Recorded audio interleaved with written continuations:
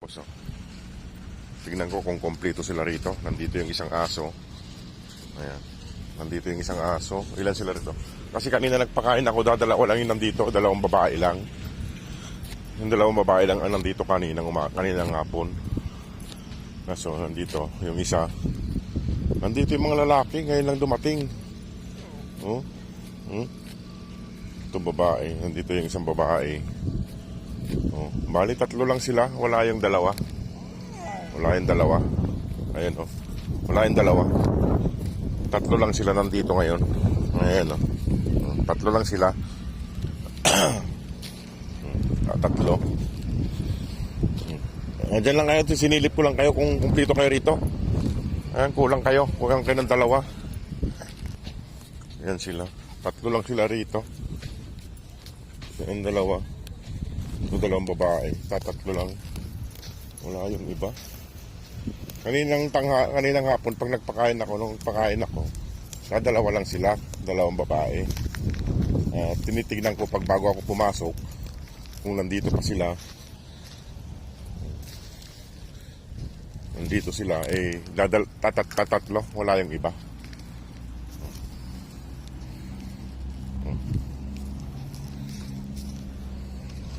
Ayan sila oh. Tatlo lang sila dito.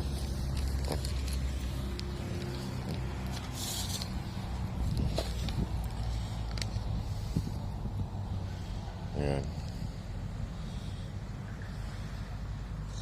Tatlo lang. Saan kaya yung dalawa? Yung dalawang kapatid nila. Bumabalik sila pag gabi rito yung iba eh. Yung iba, ayan oh, ito yung lalaki.